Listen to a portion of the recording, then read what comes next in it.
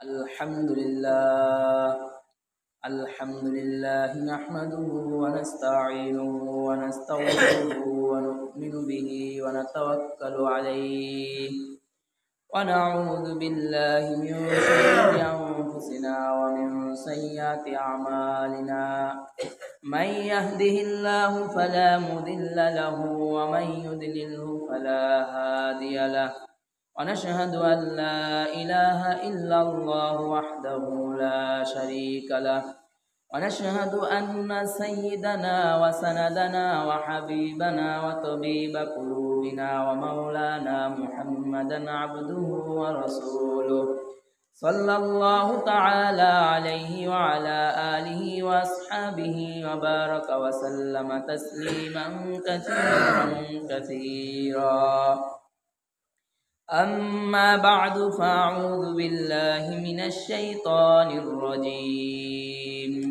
بسم الله الرحمن الرحيم يا أيها الذين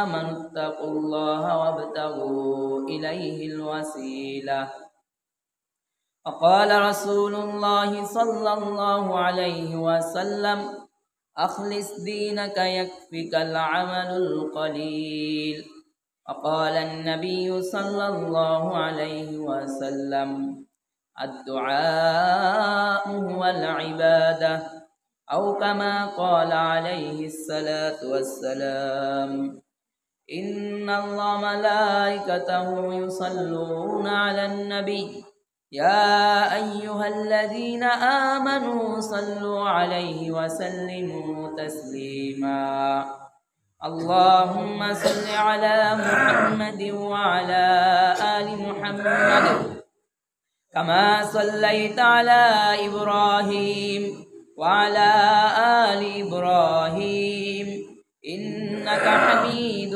مجيد اللهم بارك على محمد وعلى آل محمد كما باركت على إبراهيم وعلى آل إبراهيم إنك حميد مجيد الحمد لله মহান আল্লাহ পাক রব্বুল আলামিনের দরবারে লাখো কোটি শুকরিয়া যে আল্লাহ পাক রব্বুল আলামিন আপনাকে আমাকে আল্লাহর ঘর মসজিদে জুমার নামাজের উদ্দেশ্যে আসার এবং বসার তৌফিক দান করেছে সেই বিশ্ব মালিক বিশ্ব প্রতিপালকের দরবারে শুকরিয়া দান করি বলি আলহামদুলিল্লাহ।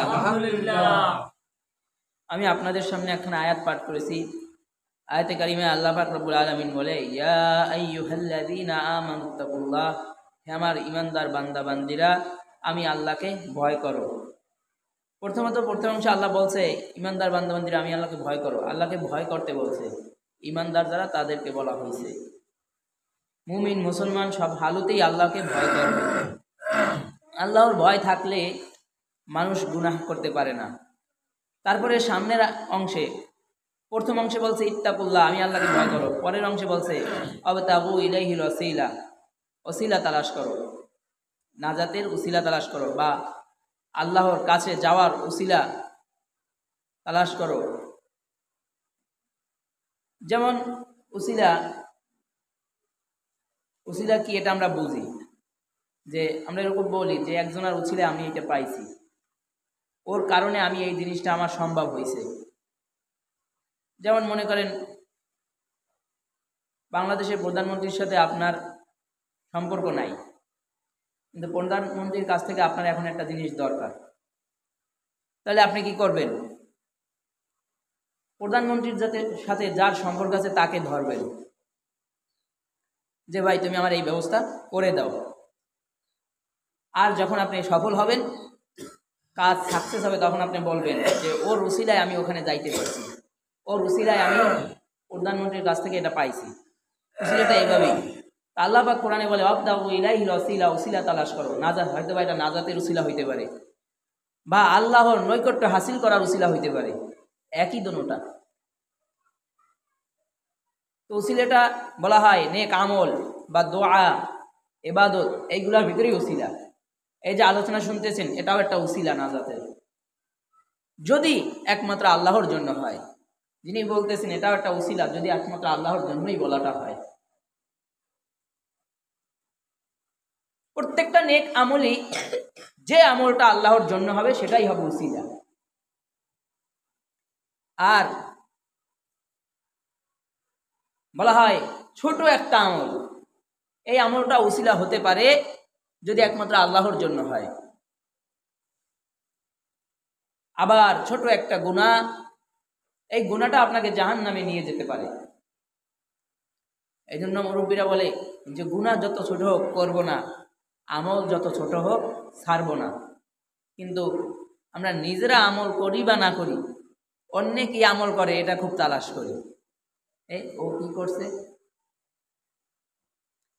মানে আমি আমল করছি বা না করছি এটার দিকে তাকাই না, আমি কি করতেছি বা যতটুকু আমল করছি এতটুকু আল্লাহর কাছে গ্রহণযোগ্য কি না এর খবর নাই। আর একজন কি করতেছে আমরা এটা তালাশ করি খুব। বলা হয় প্রকৃত বোকা তো ওই ব্যক্তি যে নিজের দোষ তালাশ না করে অন্যের দোষ তালাশ করে বেড়ায়।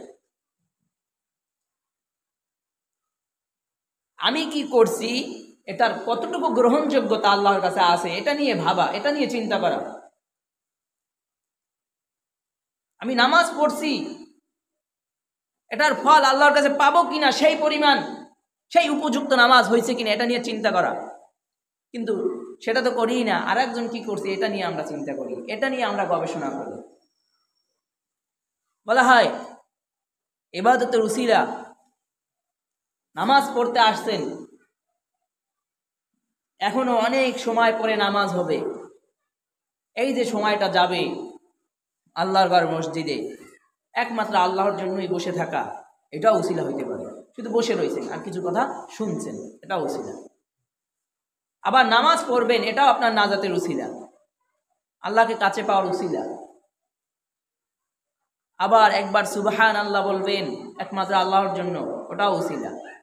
আলহামদুলিল্লাহ, লা ইলাহা ইল্লাল্লাহ, আল্লাহু আকবার, আস্তাগফিরুল্লাহ, সাল্লাল্লাহু আলাইহি সাল্লাম, এই জিকিরগুলো করবেন, এগুলাও সব উসিলা। কোরআন তেলাওয়াত করবেন, এটাও উসিলা। মুমিন মুসলমান প্রত্যেকটা ইবাদতই মুসলমানের হবে উসিলা।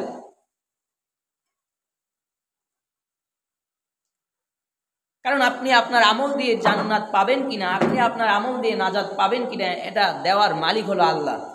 বাকি কোনো আমল যদি আল্লাহর জন্য হয়, একটা মিথ্যা কথা বলেন নাই আল্লাহর ভয়, ওটাও আল্লাহর কাছে উসিলা। কিন্তু আমলগুলো হবে একমাত্র আল্লাহর জন্য, তাহলে সেটা হবে উসিলা। যে আমল আল্লাহর জন্য হবে সেই আমলটাই হবে উসিলা। তাহাজ্জুদের নামাজ পড়বেন, আল্লাহর জন্য পড়বেন। বলা হয় ওই কারণেও আল্লাহ তাআলা আপনার গুনাহগুলা মাফ করে দিবে। প্রত্যেকটা আমল করতে হবে একমাত্র আল্লাহর জন্য। বলা হয় আখলিস দীনাকা ইয়াকফিকাল আমালুল কলিল, তোমার ঈমানকে খাঁটি করো, অল্প আমলই নাজাতের জন্য যথেষ্ট হয়ে যাবে। এটা হলো আল্লাহর রাসূলের হাদিস। অল্প আমল করেন, এটাও আল্লাহর জন্য যথেষ্ট হবে, আপনার নাজাতের জন্য যথেষ্ট হবে। কিন্তু আপনি যত আমল করবেন তত আল্লাহর নৈকট্য আপনার কাছে লাভ হবে। এটা হতে পারে আপনার নেক আমল, এটা হতে পারে আপনার তাসবিহ তাহলিল, এটা হতে পারে আপনার দোয়া। বলা হয় ক্বালা রাসূলুল্লাহ সাল্লাল্লাহু আলাইহি ওয়াসাল্লাম আদ-দুআ হুয়াল ইবাদাহ, দোয়াটাই একটা ইবাদত। আমরা তো বিভিন্ন সময় বিভিন্ন আলোচনা শুনি, নামাজ পড়লে এই ফজিলত, জিকির করলে এই ফজিলত, কোরআন করলে এই ফজিলত, বা তাহাজ্জুদ পড়লে এই ফজিলত। শুনছেন তাহাজ্জুদ পড়লে এই ফজিলত, কিন্তু আমরা তো অলস, আমরা অলস মুসলমান। তাহাজ্জুদ পড়লে তো এই ফজিলত শুনছেন, এখন কি করবেন? আপনারও তাহাজ্জুদ পড়তে ইচ্ছা করে, আপনি আল্লাহর কাছে দোয়া করছেন। আবার ইবাদত করার জন্য আল্লাহর কাছে সাহায্যও চাইতে হবে যে আল্লাহ আপনি আমাকে ইবাদত করার শক্তি দেন, আমি যেন ইবাদতটা করতে পারি, আপনি আমাকে সেই সুযোগ দিন। দোয়া করা, বলে আল্লাহ আপনি আমাকে তাহাজ্জুদ করার তৌফিক দেন, আয় রব্বুল আলামিন, আপনি আমাকে নামাজ পড়ার তৌফিক দিয়েন, তাহাজ্জুদের সালাত যেন রাত্রে ঘুম ভেঙে আদায় করতে পারি সেই তৌফিক দেন। এটা শুনছেন, দোয়া করছেন, রাত্রিবেলা উঠতে পারেন নাই, বলে ওই যে দোয়া করছেন, দোয়ার কারণে আল্লাহ সওয়াব দিয়ে দিছে। যদি তাহাজ্জুদ পড়তেন তাহলে সওয়াব পাইতেন 2টা, কিন্তু দোয়া করছেন এই জন্য একটা পাইছেন। নিয়ত, ইন্নামাল আমালু বিন্নিয়াত, সমস্ত আমল নিয়তের উপর নির্ভরশীল। নিয়ত করলে আল্লাহ দিয়ে দেয়, কিন্তু আমরা বলিও না, কিছু না। দোয়া বলে দোয়াটাই একটা ইবাদত, এই জন্য সবসময় ভালো ভালো দোয়া করা। কিন্তু আমরা তো দোয়া করিই না, নিজেও করানো এবং মনে হয় যে একজন আল্লাহ লোক, তাদেরকে দিয়েও দোয়া করানো, সবসময় আল্লাহর কাছে দোয়া করা। উসিলা তালাশ করা, এমনভাবে আমল করা যেন আমলটা আমার নাজাতের উসিলা হয়। কবরে গেলে যেন ওই আমলটার কারণে আল্লাহ উসিলা দিয়ে আমাকে মাফ করে দেয়, এইভাবে আমল করা। কিন্তু আমরা সেইভাবে আমল করি না। আমাদের আমল দেখানো হয় মানুষের দেখানোর উদ্দেশ্য। আমাদের আমল হয় মানুষ দেখবে আমাকে নামাজি বলবে, আমাদের আমল হয় মানুষ দেখবে আমি রোজা রাখছি আমাকে মানুষ রোজাদার বলবে, আমি জাকাত দিছি মানুষ আমাকে জাকাতওয়ালা বলবে। আমাদের আমলগুলো হয় মানুষ দেখানোর উদ্দেশ্য। আল্লাহর কোরআন বলে আবতাগু ইলাইহিল ওয়াসিলা, ওসিলা তালাশ করো, নাজাতের উসিলা বানাও। কিন্তু আমরা ওসিলা বানাইতেও চাই না। বনি ইসরাইলের যুগে 3 যুবক, 3 বন্ধু ঘুরতে বের হয়ে গেছে, সফরের হালতে আছে, পাথরের পাহাড়ের কাছে ঘুরতে গেছে। হঠাৎ বৃষ্টি নামছে, বৃষ্টি নামার সাথে সাথে 3 যুবক পাথরের পাহাড়ের গুহার মধ্যে আশ্রয় নেয়। পাথরের পাহাড়ের গুহার ভিতরে যখন আশ্রয় নেয়, বলা হয় গুহার মুখটা একটা পাথর লড়ে গিয়ে সরে গিয়ে গুহার মুখটা আটকে যায়। গুহার মুখ যখন আটকে যায়, 3 যুবকের বুঝতে বাকি নাই, 3 বন্ধুর আর বুঝতে বাকি নাই যে এখান থেকে আর বাঁচা সম্ভব না, এখান থেকে আর কেউ সাহায্য করতে পারবে না, এখান থেকে আমরা কাউকে সাহায্যের জন্য ডাকতেও পারবো না। গুহার মুখ আটকে গেছে, এত বড় পাথর 3 জন সরানো সম্ভব না। এবার কি করা যায়? এবার বুদ্ধি পরামর্শ করে বলে, দেখো আমাদের কার কি নেক আমল আছে, কার কি নেক আমল আছে, আমলের উসিলা দিয়ে দোয়া করো, আল্লাহ হয়তো বা মাফ করে দিবেন। এবার 3 যুবকের প্রথম যুবক দোয়া করল, ও রব্বুল আলামিন, গভীর রাত্রে ঘরে ফিরছিলাম, গভীর রাত্রে ঘরে ফিরে দেখি মা বাবা ঘুমায় গেছে, তারা আর সজাগ নাই। তাদেরকে ঘুম থেকে জাগ্রত করলে তাদের ঘুমে ডিস্টার্ব হবে, তাদের কষ্ট হবে। এইদিকে ক্ষুধার্ত স্ত্রী কান্না করছে, নিষ্পাপ বাচ্চা আমার সন্তানরা বলছিল বাবা আমার ক্ষুধা লাগছে, কিন্তু সন্তানের মুখে দুধ দেই নাই, স্ত্রীকে খানা দেই নাই, শুধু একমাত্র আল্লাহ আপনার সন্তুষ্টির জন্য আমি সেদিন দাঁড়ায় আছিলাম দুধের পেলা নিয়ে। আমার মা বাবার ঘুম ভাঙবে, তারপর মা বাবাকে খাওয়াবো, তারপরে সন্তানদের খাওয়াবো। ও আল্লাহ, ও মালিক, আপনি সেদিন দেখছিলেন আমার সন্তানগুলা আমার কাছে কিভাবে কান্না করছিল আর বলছিল বাবা আমায় ক্ষুধা লাগছে, আমায় খানা দাও, কিন্তু সন্তানের মুখে খানা দেই নাই, মায়ের মুখে খানা না দিয়া শুধু একমাত্র আপনার জন্যই করেছিলাম। তো বলার সাথে সাথে, ও রব্বুল আলামিন, ওদিনের আমলটা যদি আপনার কবুল হয়ে থাকে, পছন্দ হয়ে থাকে, এই বিপদ থেকে আমাদেরকে রক্ষা করেন। বলার সাথে সাথে পাথরটা অল্প একটু সরে গেল, গুহার মুখ অল্প একটু খুলে গেল, কিন্তু এখান থেকে যে বের হইবে, বের হওয়ার উপযুক্ত হয় নাই। এবার দ্বিতীয় যুবক দোয়া করতেছে, ও রব্বুল আলামিন, একটা মেয়েকে পছন্দ করতাম, কিন্তু সে আমাকে পছন্দ করতো না।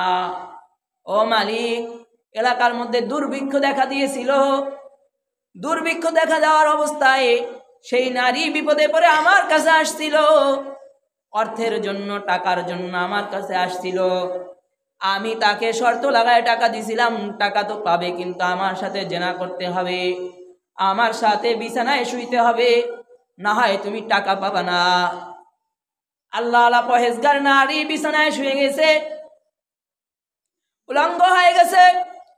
ও রব্বুল আলামিন, যখন আমি জেনা করব, মহিলা আমায় বলছিল আল্লাহকে ভয় করো, বলার সাথে সাথে আমি মহিলার সাথে আর কোনো জেনা করি নাই, মহিলার সাথে আমি কোনো সম্পর্কে জড়াই নাই, একমাত্র আপনার ভয়ে। ও রব্বুল আলামিন, আপনার ভয়ে, আপনার খুশির জন্য আমি মহিলার সাথে জেনা করি নাই, কাছে পেয়েও আমি মহিলাকে ছেড়ে দিছি। যদি সেদিনকের আমলটা আপনার কবুল হয়ে থাকে, তাহলে এই বিপদ থেকে আমাদেরকে রক্ষা করেন।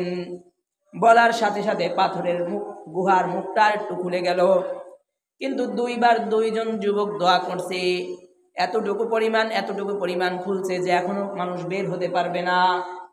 এরপরে তৃতীয় যুবক বাকি ছিল, 3 নাম্বার যুবক দোয়া করতেছে, আল্লাহ ও রব্বুল আলামিন, আমার বাড়িতে শ্রমিক কাজ করেছিল, শ্রমিক তার শ্রমের মূল্য না নিয়ে চলে গেছিল।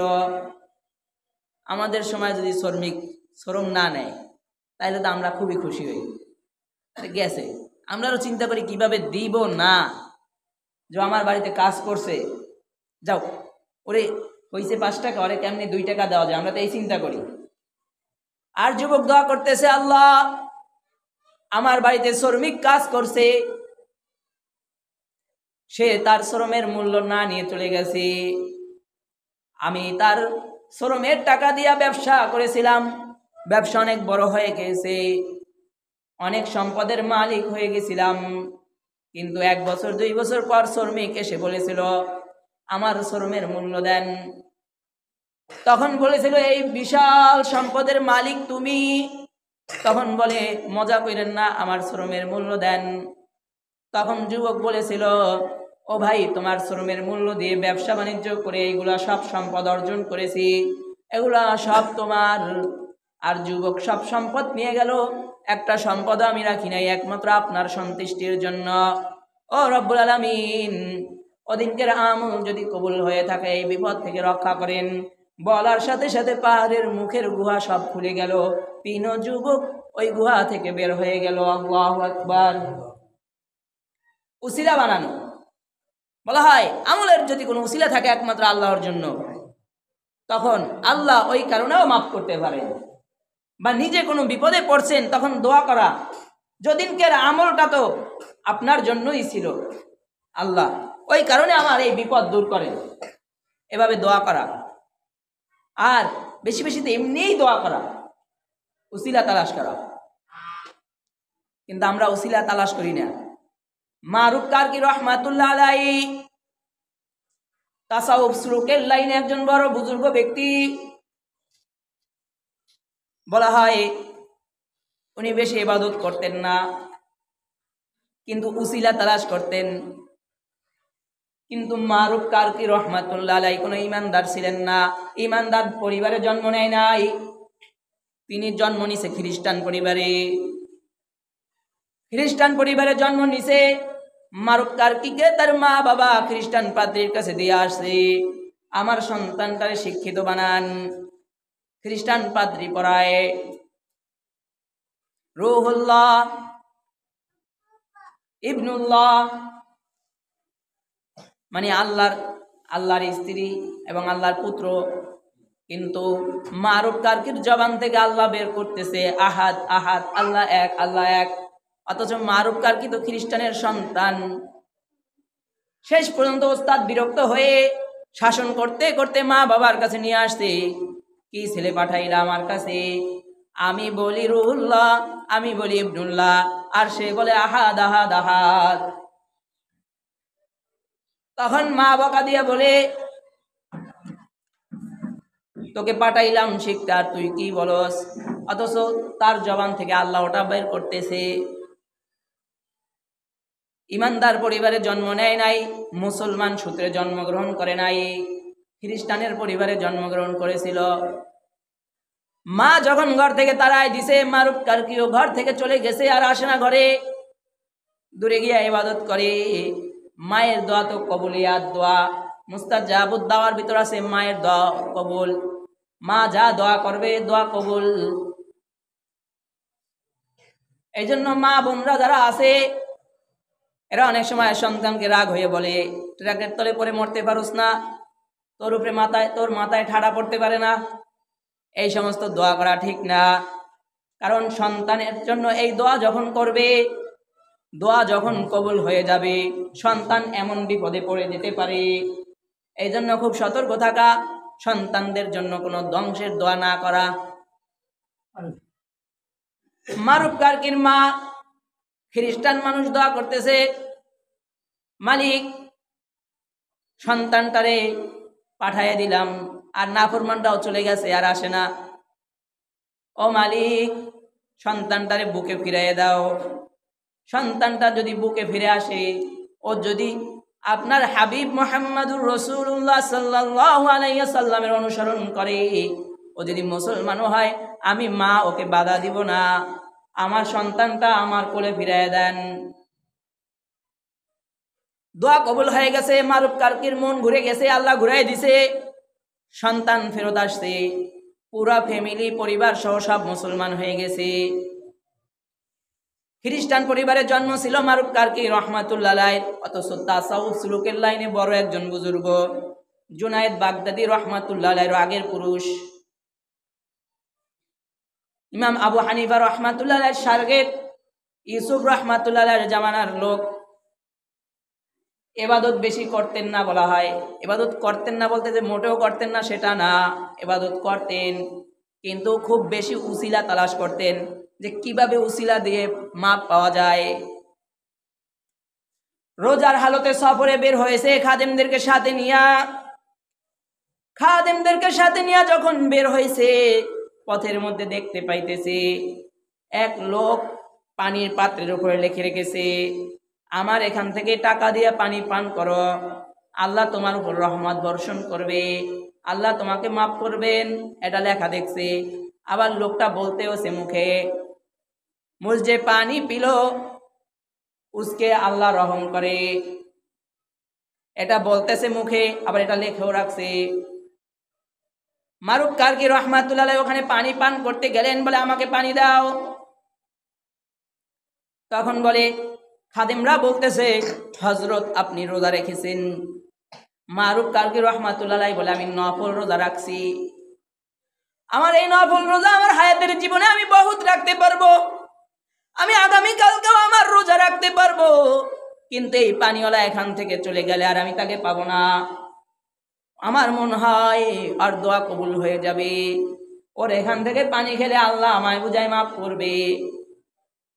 মারুফ কার্কি রহমাতুল্লাহ এভাবে উসিলা তালাশ করত, ওখান থেকে পানি পান করেছে। এভাবে বুজুর্গরা, হযরত বুজুর্গ ওলামায়ে কেরামগণ এভাবে উসিলা তালাশ করত, কিভাবে ক্ষমা পাওয়া যায়, কিভাবে মাপ পাওয়া যায়। কিন্তু আপনার আমার মাপ পাওয়ার চিন্তা থাকে না, আপনার আমার চিন্তা থাকে আমি অন্যকে কিভাবে ক্ষতি করব।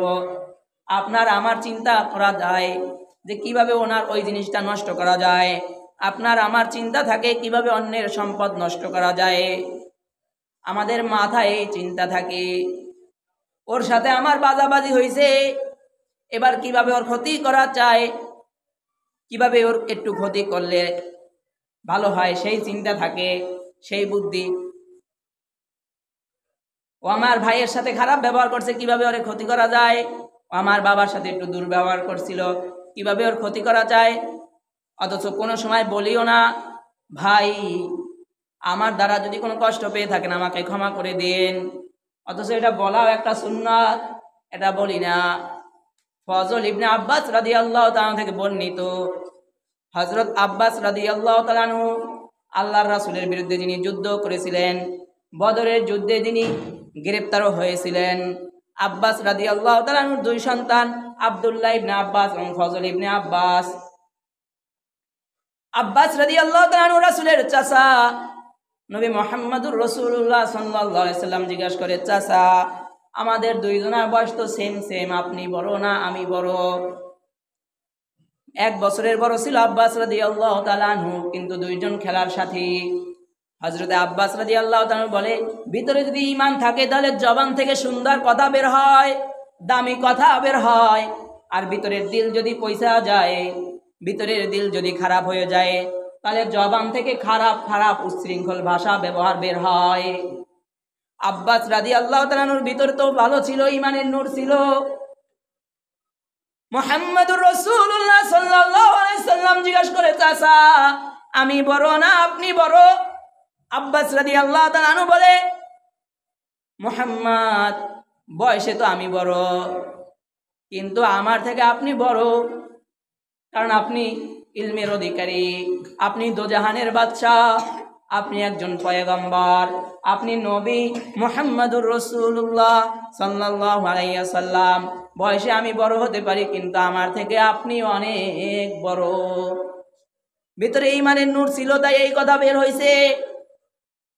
কিন্তু আপনার আমার ভিতর চিন্তা থাকে আমি ওর বড়, ও আমার সাথে এটা করতে পারছে, আমি তো বয়সে বড়, আমার সাথে কেন এমন ব্যবহার করলো। আমরা তো বয়সের ব্যবহার দেখি, ইলমের দিক দেখি না। কার ইলম কতটুকু সে ততটুকু বড়। আপনি বয়সে বড় হতে পারেন, আপনার দুনিয়াবি শিক্ষার শিক্ষিততে যে ডিগ্রি আছে আপনার হাজার হাজার ডিগ্রি থাকতে পারে, কিন্তু আসমানের ডিগ্রির সাথে আপনার ডিগ্রির তুলনা নাই। এই আব্বাস রাদিয়াল্লাহু তাআলা আনহুর সন্তান ফজল ইবনে আব্বাস বলে, হ্যাঁ আল্লাহর রাসূল সাল্লাল্লাহু আলাইহি ওয়াসাল্লাম অনেক জ্বরে আক্রান্ত ছিলেন। আল্লাহর রাসূল সাল্লাল্লাহু আলাইহি ওয়াসাল্লামের গায়ে জ্বর উঠছে। জ্বর হওয়ার পরে আল্লাহর রাসূল বলতেছে, ফজল আমাকে ধরো, আমাকে উঠাও, আমাকে উঠায়া বাহিরে নিয়ে যাও, আমাকে উঠাও এখান থেকে। ফজল ইবনে আব্বাস রাদিয়াল্লাহু তাআলা আনহু আল্লাহর রাসূলকে ধরলেন। আল্লাহর রাসূল এত পরিমাণ অসুস্থ ছিলেন যে অন্যের সাহায্য নিতে প্রয়োজন হয়েছে। ফজল ইবনে আব্বাস রাদিয়াল্লাহু তাআলা আনহু আল্লাহর রাসূলকে বাইরে নিয়ে একটা জায়গায় বসাইলে, বসানোর পরে আল্লাহর রাসূল বলে, ফজল মদিনাবাসীদেরকে জানায় দাও আল্লাহর রাসূল কিছু কথা বলবে, সবাইকে এখানে আসতে বলো। আল্লাহর রাসূল ঘোষণা, ফজল ইবনে আব্বাস রাদিয়াল্লাহু তাআলা আনহু ঘোষণা দিলে আল্লাহর রাসূলের চারিপাশে মদিনাবাসী এসে বসে গেছে। আল্লাহর রাসূল মাঝখানে বসা। এবার আল্লাহর রাসূল বারবার জিজ্ঞাসা করতেছে, সরদার আলম নবী মুহাম্মদুর রাসূলুল্লাহ সাল্লাল্লাহু আলাইহি ওয়াসাল্লাম বলতেছে, নাহমাদুহু ওয়া নুসাল্লি আলা রাসূলিল কারীম। ও মদিনাবাসীরা, আমি অসুস্থ, আমার অনেক গায়ে জ্বর, আমি অনেক অসুস্থ, তোমাদের কাছে আসছি। তোমরা কি কেউ কোনো কিছু পাবা আমার কাছে? তোমরা কি কোনো সময় আমার কাছে টাকা পয়সা ধার দিছিলা? কেউ কেমন আছো? 1 পয়সা, 2 পয়সা, 3 পয়সা বা 5 পয়সা কেউ কি আমার কাছে পাবা?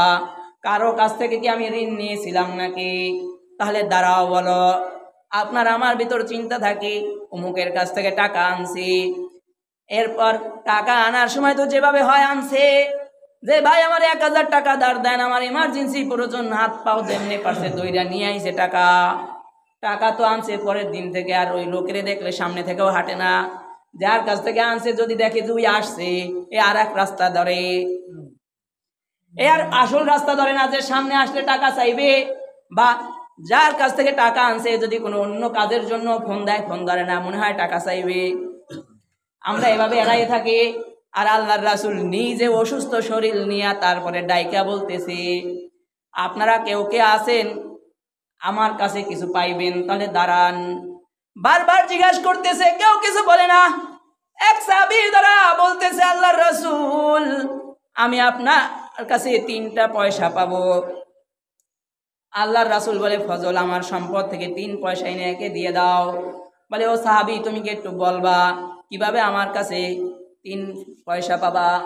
বলে, আপনার কাছে একদিন ভিক্ষুক আসছিল, আপনার কাছে পয়সা ছিল না, আপনি আমার থেকে 3 পয়সা আনিয়া তারপরে ভিক্ষা দিছিলেন, ওই 3 পয়সা আমি আপনার কাছে পাবো। এরপরে আবারও আল্লাহ রাসূল জিজ্ঞাসা করতেছে, তোমরা কি কেউ আমার কাছে কিছু পাবা? তাহলে বলো। কেউ বলে না। তখন আল্লাহ রাসূল বলে, এমন কি কোনোদিন হয়েছে তোমাদেরকে আমি কোনো গর্মী ভাষা ব্যবহার করেছি, তোমাদেরকে আমি কোনো সময় খারাপ কথা বলেছি? তাহলে দাঁড়াই আমাকে একটা গালি দিয়ে দাও, দাঁড়াও, দাঁড়াই আমাকে একটা গালি দাও। দোজাহানের বাদশা নবী মুহাম্মদুর রাসূলুল্লাহ সাল্লাল্লাহু আলাইহি ওয়াসাল্লাম বলতেছে, আমি কি কারোর সাথে কোনো সময় খারাপ ব্যবহার করছি? যদি কেউ থাকো তাহলে দাঁড়ায় আমাকে একটা গালি দিয়ে দাও। কেউ দাঁড়ায় না। বারবার জিজ্ঞাসা করার পরে যখন কেউ দাঁড়ায় না, তখন সারায়াত আলম বলে, তোমাদের কাছে তোমরা কি কেউ এমন আছো যে কাউকে আমি কোনো সময় আঘাত করেছি? আমার দ্বারা আঘাত হয়েছে, আমার শরীরের দ্বারা আঘাত হয়েছে, তুমি ব্যথা পেয়েছো, তাহলে দাঁড়ায় আমায় আঘাত করো। বারবার বলার পরেও কোনো সাহাবী দাঁড়ায় না। এরপরও নবী মুহাম্মদুর রাসূলুল্লাহ সাল্লাল্লাহু আলাইহি সাল্লাম জিজ্ঞাসা করে, ও সাহাবীরা, তোমাদের মধ্যে কেউ আছো? তাহলে দাঁড়াও, কোনো সময় আমার কাছ থেকে আঘাত প্রাপ্ত হয়েছো, দাঁড়াও না রে ভাই। বলার সাথে সাথে এক সাহাবী দাঁড়ায় গেছে, দাঁড়ায় বলতেছে, আল্লাহর রাসূল, আপনি আমাকে একদিন আঘাত করেছিলেন। আল্লাহর রাসূল বলে, কিভাবে আঘাত করেছিলাম? সাহাবী বলে, লাঠি দিয়া ছুরা দিয়ে আঘাত করেছিলেন। বলে, কিভাবে আঘাত করেছিলাম বলবা? বলে, আল্লাহর রাসূল, আপনি ঘোড়ার উপর ছিলেন, আর ওই যুদ্ধের ময়দানে আমিও ছিলাম। আপনি লাঠি ঘুরাইতেছিলেন, আপনার ঘুরানো অবস্থায় লাঠিটা আমার পিঠে লাগছিল। তখন আল্লাহর রাসূল বলে, এ ফজল, যাও ফাতেমার ঘরে যাও, ফাতেমার ঘরে গিয়ে দেখো আমার লাঠি আছে, ফাতেমার ঘর থেকে আমার লাঠি নিয়ে আসো। আর এই দিক দিয়া লাঠি আইনা সাহাবীর হাতে দেওয়া হইল, নাও আমার পিঠে আঘাত করো। আর ওই দিক দিয়া ফাতেমা জিজ্ঞাসা করে, বাবা লাঠি নিল কেন? কেন বাবা লাঠি নিল? বলে, কেউ বাবার কাছ থেকে বদলা নিবে। ফাতেমা রাদিয়াল্লাহু তাআলা বলে, হাসান হুসাইন, যা তোর নানার সামনে গিয়া পিঠটা পেতে দে, কিন্তু তোর নানাকে একটা আঘাতও করতে দিবি না। খবরদার, তোর নানার গায়ে যেন একটা আঘাত না লাগে, তোর পিঠটা তোদের দুই ভাইয়ের পিঠ পেতে দে। সাহাবী আবু বকর বলে, ও সাহাবী, আমার পিঠ কি দেখোস না? ওমরে ফারুক রাদিয়াল্লাহু তাআলা বলে, ও সাহাবী, আমার পিঠ পেতে দিলাম, কিন্তু আল্লাহর রাসূলের পিঠের উপরে একটা আঘাতও করবি না রে ভাই। আমার পিঠ নে, একটা নয়, যত বড় আঘাত কর, আমার পিঠের চামড়া উঠায়া ফেল, আমার পিঠের চামড়া ঝাঁঝরা করে ফেল, কিন্তু সারায়াত আলমের পিঠে আঘাত করিস না। হাসান হুসাইন নানার সামনে এসে পিঠ পেতে দিয়া সাহাবীকে বলতেছে, চাচা যান, আমাদের দুই ভাইকে যত পারেন আঘাত করেন, কিন্তু আমার নানার পিঠে কিন্তু একটা আঘাতও করবেন না, আমার নানার পিঠে একটা আঘাতও করবেন না। সাহাবীও কেঁদে দিয়ে বলতেছে, আল্লাহর রাসূল, আপনার লাঠির আঘাত যখন আমার পিঠে লাগছিল, আপনার লাঠির আঘাত যখন আমার পিঠে লাগছিল, তখন আমার পিঠে কাপড় ছিল না। সারায়াত আলমকে বলার সাথে সাথে সারায়াত আলম নবী মুহাম্মদুর রাসূলুল্লাহ সাল্লাল্লাহু আলাইহি ওয়াসাল্লাম নিজের গায়ের চাদর সরায়া দিলেন। সরায়া বলতেছে, বদলা লাও, তাড়াতাড়ি বদলা লাও। বলার সাথে সাথে নিজেও সাহাবী নিজের গায়ের চাদর সরাইয়া পিছন থেকে হাত দুইটা দিয়া আল্লাহর রাসূলকে জড়ায়া ধইরা, তারপরে খতমে নবুয়তের উপর একটা মোহরে নবুয়তের উপর একটা চুমা খায় বলে, আল্লাহর রাসূল, এটা আমার নাজাতের উসিলা, আমি জানি না কোন ইবাদত আমার কবুল হয়েছে কিনা, আমার দিলে একটা তামান্না ছিল, সারায়াত আলমের শরীরের সাথে আমার শরীরটা আমি লাগাবো, সারায়াত আলমের খতমে মোহরে আমি একটা চুমা খাবো, হয়তোবা সেদিনকের লাঠির আঘাতটা আমার নাজাতের উসিলা। আমি এমন পাষাণ হৃদয়ের সাহাবী না যে আমি আপনার গায়ে আঘাত করব। আমি তো আপনাকে সেদিন কি ক্ষমা করে দিছি, আর ওই বিষয়ে আমার কোনো অভিযোগও ছিল না, কিন্তু আপনার পিঠে চুমা দেওয়ার কারণে এইগুলো আমার করতে হয়েছে। এই ছিল, এইভাবে সাহাবায়ে কেরাম নাজাতের উসিলা তালাশ করতো। সারায়াত আলম নিজেও এইভাবেই জিজ্ঞাসা করেছিলেন যে আমার কাছে কেউ কোনো পয়সা পাবা কিনা, আমি কাউকে আঘাত করছি কিনা, আমি কাউকে কোনো অকাত্য ভাষায় গালিগালাজ করছি কিনা। ও ভাই, একটু চিন্তা করবেন আপনার দ্বারা কোনো ক্ষতি হইতেছে কিনা। যদি যার আগের গুনাহ পিছের গুনাহ সব মাফ করে দেওয়া হয়েছে, সেও যদি ভয়ে এই কথা জিজ্ঞাসা করতে পারে, তাহলে আমি চিন্তা করেন মানুষের কত হক সম্পদ নষ্ট করেছি, মানুষের সম্পদের কত হক নষ্ট করেছি। বান্দার হক নষ্ট করলে কিন্তু আল্লাহ মাফ করবে না। যদি কোনো কারণে আপনি নষ্ট করেন নাই, আপনি নষ্ট করেন নাই, আপনার পশু দ্বারা নষ্ট হয়েছে, আপনার অন্য কোনো যে কোনোভাবে আপনার নিষ্পাপ সন্তান দ্বারা তার সম্পদ নষ্ট হয়েছে, আপনি তার সাথে বোঝাপড়া করে নেবেন যে ভাই এই পরিমাণ নিলে হয় কিনা। আপনার বোবা প্রাণী গরু ছাগল অন্যের সম্পদ নষ্ট করেছে, গরু ছেড়ে দিয়েছেন গরু বুঝে না, ছাগল ছেড়ে দিয়েছেন ছাগল বুঝে না, কিন্তু গরু গিয়া অন্যের সম্পদ নষ্ট করেছে, ছাগল গিয়া অন্যের সম্পদ নষ্ট করেছে, ওই ব্যক্তি ক্ষতিগ্রস্ত হয়েছে। আরে ভাই, ওই দাবি যদি থাকে হাসরের ময়দানে ক্ষমা পাবেন না। আর অনেকে আছে, পশু যখন অন্যের সম্পদ খায় পশুকে আঘাত করে, পশুকে আঘাত করা যাবে না, কারণ ও বোবা প্রাণী, ও বুঝে না। ওর যে মালিক আছে তার কাছে বলা, আপনার প্রাণী আমার সম্পদ নষ্ট করছে, এই জন্য কোনো কারণে যেন কোনো সম্পদওয়ালা যেন ঋণ না থাকে কোনো মুসলমান। যেহেতু আমাদের নবী মুহাম্মদুর রাসূলুল্লাহ ঋণী থেকে কবরে যাইতে চায় নাই, অর্থাৎ প্রত্যেকটা উম্মতের উচিত যেন আমার দ্বারা আমি কারো কাছে ঋণী থাকি আর সেই অবস্থায় কবরে যাই, এটা আমার জন্য ভালো হবে না, আমার কবরের জীবন ভালো হবে না, হাসরের জীবন ভালো হবে না। বলা হয় কেউ কাউকে 1 টাকা ঠকাইয়া হাসরের ময়দানে দাঁড়াইছে, ওই 1 টাকার কারণে হাসরের ময়দানে সব আমল দিয়া তারপরে নিজেকে জাহান্নামে যাইয়া তাকে জান্নাতি বানায় দিতে হবে।